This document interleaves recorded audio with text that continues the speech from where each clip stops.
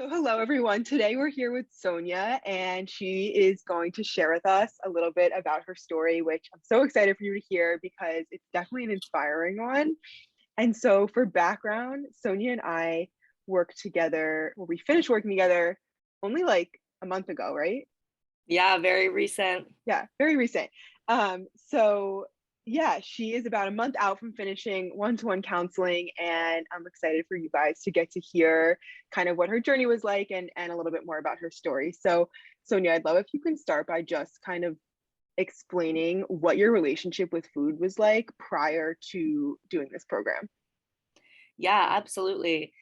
Well, my relationship with food prior to doing the embodied method was definitely unhealthy in where I was for about 9 years, I would say, from seventh grade on up until junior year of college. I was deep in dieting, restricting. It really was, I think, what I thought it was normal. And it was just like a constant push to change my body and make myself smaller. Um, and I thought that food was kind of like that, like a tool to change my body. And it wasn't something that I felt like I could enjoy really or feel like I had freedom with. It was more that food was controllable and something that I could, yeah, have control over. And I tried so many different diet culture diets and lifestyles, as some people call them. Everything from Paleo, Keto, Whole 30. I did all of them in different times. It started with being vegetarian for me, and then it kind of transformed into a lot of other dieting. I was also at one point, I was diagnosed with PCOS, and I had multiple doctors telling me that I should try to lose weight and change my eating habits to do that. So that's when I went full restriction. And that was in 2017, August of 2017. And that was, I cut out everything, dairy, sugar, all grains, and basically only ate proteins like meats, nuts, and vegetables and fruit, basically. And there were also like certain fruits on my no list. And there was like certain fruits that I was allowed to have. And like apples were like one of the only fruits that I was like comfortable eating because I thought they had less sugar and gave me fiber and all this stuff that I was kind of fed, but fruits are not better than one another. So it really, I would say that I was just in a very restrictive place with food. And as a foodie and as a cook and a baker, it was, I think, a really just like dark period in my life where I felt like food controlled me, but I also was trying to control food. And I also struggled a lot with binging because of my restriction. And there was definitely a restrict binge cycle for many, many years. And I also grew up in a very centered diet culture family. So both Mhm. my parents are very, very, very deep into diet culture in the means that my mom is very restrictive on herself, and my dad is also, and my family is just very on that wave. And that is an interesting dynamic too, to grow up in a family that doesn't have a healthy relationship with food, because it definitely makes you not have a healthy relationship with food, or you think that that's normal. Right, totally. So I'd love to hear what caused you to feel like, okay, I want to start to fix this. What caused you to do this program? Yeah. So really, things started to change last year, last fall, because for the first time my whole life, I went on hormonal birth control. I'd always done non-hormonal. And it was kind of like when I went on hormonal birth control, I had some doctors basically tell me that I needed to have more fiber and add more greens in my diet. So that was like one of the first times in my life that I was eating rice, which is so crazy. But like that was Mhm. kind of like a beginning, is like me putting rice in my diet and like allowing that. And then kind of moving over time, like by myself, without, I didn't know that I was kind of starting to like open the doors, but I was just like slowly starting to eat more like options, but I had a lot of guilt and shame. And so there was a Mhm. lot of negative emotions associated with it, because I didn't have intention in what I was doing. It was Mm. more just like I was so sick and tired of like restrictions on myself and feeling like I was never going to be able to eat the foods I really wanted to enjoy because of some health thing that I didn't really understand. So then it was really heavy on me. And then in December of last year, I just felt really done with my relationship with my body. And that's kind of how it Mm. started, is that I have always wanted to be at a place of self-love. And I always wanted to be in a better place because I really, along with struggling with disordered eating, I've always really had a bad body dysmorphia and dealt with a really difficult relationship with my body. Like most women do, we all struggle with it, but it's really debilitating. And there were so many times where if I ate too much or if I felt like I wasn't eating healthy enough in what I was like what my perspective was of what it should be, then I would feel terrible about my body and Yeah. really beat myself up, and just that was so difficult. And I think I always felt also bigger than others. So then there was also this feeling in my life that I was always supposed to be trying to shrink myself, and that I was supposed to be really skinny to be loved and accepted in my life and to feel all those happy, joyful feelings you want to feel. Um, and so then this past year, after December, I kind of realized I wanted to make a change, but I didn't really know how to go about it. And I was kind of focusing on body image only and not really like focusing on changing any food habits. But it wasn't really clicking. Right. And And of course then, they're connected is the kind of yes, ironic part. they're so connected. And it's like that's such an important piece that I think I was mostly in denial about it. And Mm. I also was kind of, I didn't want to fully surrender because it was so much fear attached to what if I gain a lot of weight? And what if I Right. am bigger than I want to be? And what if I feel even worse? And what if Right. all these what ifs that were going through my head. So my mom actually is the one who sent me Leah's info, and it was through a program through a Jewish organization. And it was, it was really like exactly what I needed at that moment. This was like in early May. And I knew that I needed someone to help me because I felt like I was trying to figure out all these really complicated things by myself. And I had talked with my therapist about getting someone that was more specialized in body image and our relationship with food, because I did realize that I need to work on both of them and they couldn't be one or the other. Right. And then we started working together and the rest is history. Yeah, yeah. So that kind of perfectly leads into the next question, which is, okay, so where are you now? Like, if you could describe what is your relationship with food and body like today? Loving place with myself. I feel like I have so much more self-compassion than I've ever had. And Mhm. I feel more loving in my body than I think I ever have in my entire life, because I feel like I'm not constantly trying to change it. I'm doing everything in my life to support my body and to support myself and my soul and everything about myself.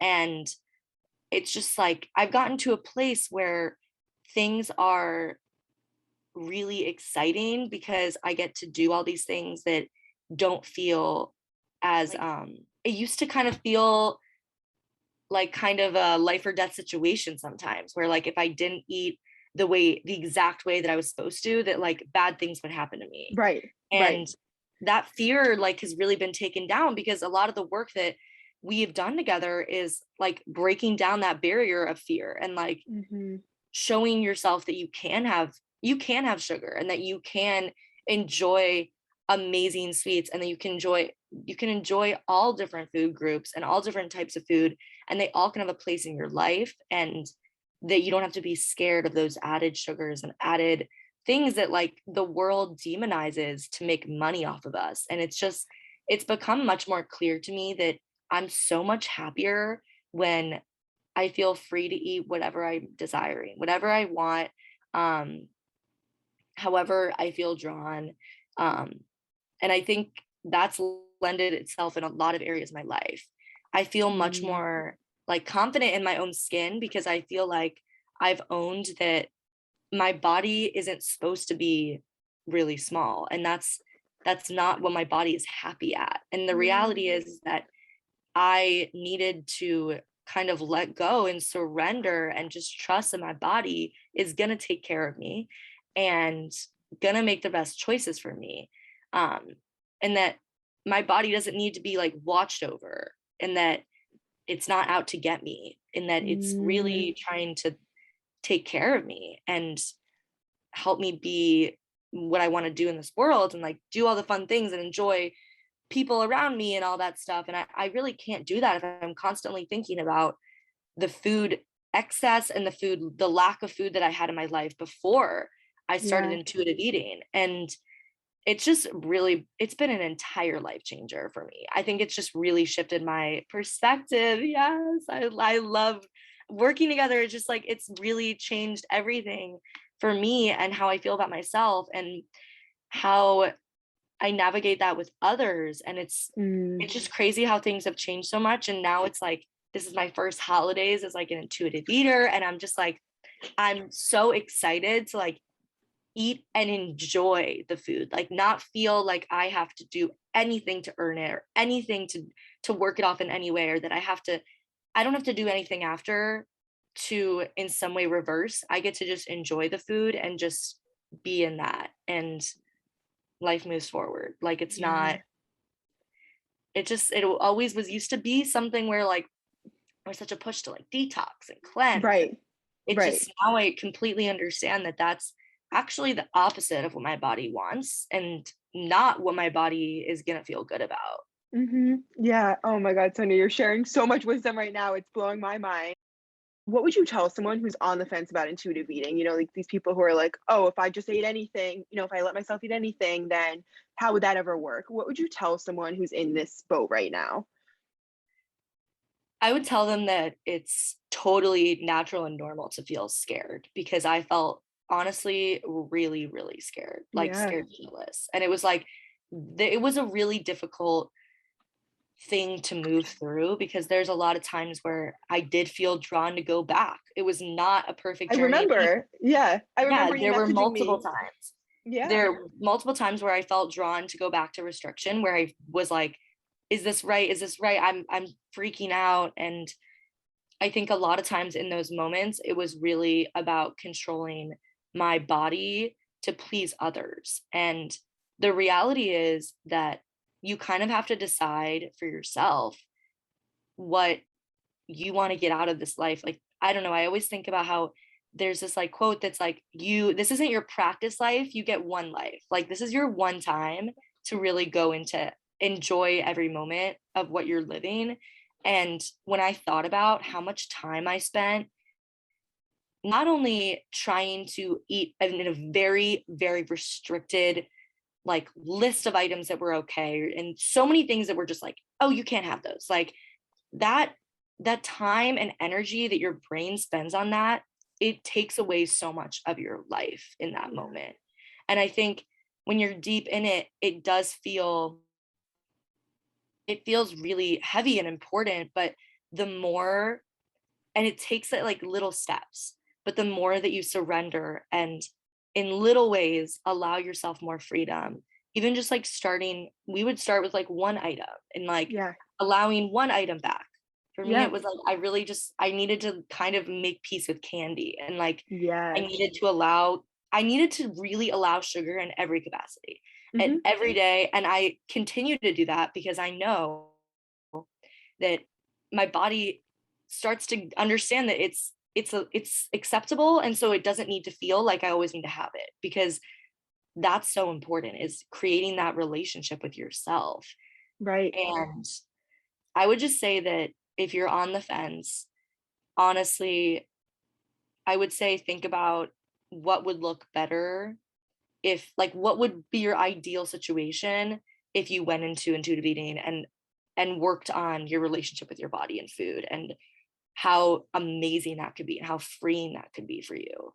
Because I think it's a very healing journey, and it's not like a perfect thing, and I would say that Yeah. nothing is, but um I just think it's so worth it. And there's so many people in my life that I see that are really caught in such a restrictive place with themselves, where the stress of that is actually hurting you more than just allowing yourself to eat and Yes. feel like fulfilled and nourished. And there's just like, oh my God, it's life changing. I just like, I feel like I would always go back and do it again and over again. I would go through the Yeah. process a million times, like if it meant that I would get to have a healthy relationship with myself and food.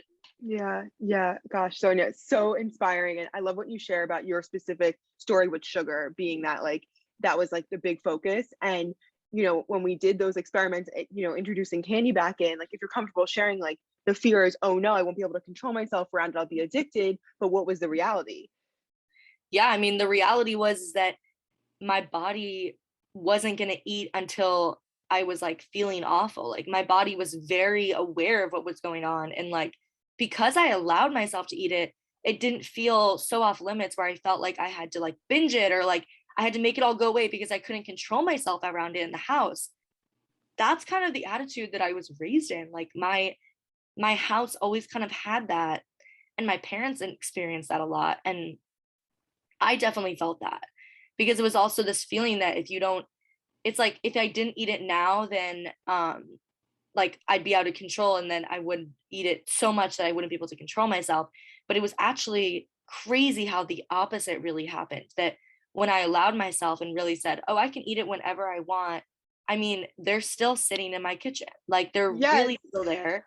I Yeah. put a couple in the freezer, and like yesterday before dinner, I was like, I kind of want a sweet. Like I ate one before Right. dinner. It was so satisfying, delicious. I'm like, okay, now I'll eat my dinner. Like it's Right. not, it doesn't have to be something that feels it feels scary at first, but then over time, like after that first time, it felt more comfortable. And that it's just like it's just a little candy, and it's Yeah. like the world makes it seem badder and more mean and more like terrible to you than it is in any way. Right. Right. Because fear mongering, diet culture propaganda. Exactly. And like you don't have to be scared of it. Like it honestly, it's so good to enjoy it. And then like you kind of are like, okay, yeah, I enjoyed it. Like I satisfied that. And then I moved on. Like Right. I move on to other things. And it's like I find myself wanting something because I couldn't have it for so long. And then when I eat it, I'm like, oh, that was like pretty good. Like now I want something Right. else. Like it's not Right. like your body is so smart. Like we Yeah. don't give it enough credit. hmm I totally co-sign that, obviously. Yes. Okay, so last thing, Sonia, is there anything else you want to add for someone listening to this? And again, they're like not sure if they should do counseling, not sure if they should pursue intuitive eating. If there's any last words of wisdom you want to add, feel free.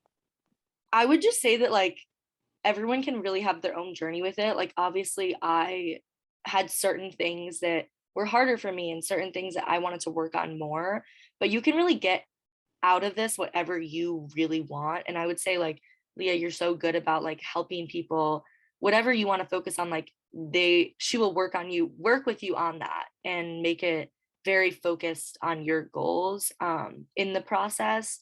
And I also think that there there's healing to do on every level. So even if you feel like, oh, well, I have a lot of freedom in my life, but I still want to work kind of on my relationship with my body, you can do that even having some freedom. Like there's everyone's in a different place, but I think that getting support to help you um, find grounding in that world and maybe feel even better about your relationship with food and your relationship with your body, it's just everyone can gain something from it. Yeah, I mean, I totally agree. Sonia, thank you so, so much for sharing your story and sharing the words of wisdom. I love to hear you talk about kind of where you came from and where you are now, and it really makes me choked up. I'm so proud of you, and you have so much to be proud of. Thanks. You're the best. I'm so glad I could share it because I truly want everyone to feel in a better place because I mean I just feel like it's like you're in a dark place, you're in a dark room and then like there's light and then you Yeah, kind of see this whole world that can exist and this whole right. world that like can exist in a very positive way. And Right. it's just so awesome. I just want Yeah. everyone to like go through it. I've heard it been described that you're sitting in the dark and you didn't even know there was a light switch. Yeah, I had no idea. I just felt like you feel so alone in it. You really Yeah. do. But there's so much, and the community you get out of the program, I think, has also been one of the best gifts. I didn't even know that was going to be part of it, but like it's amazing.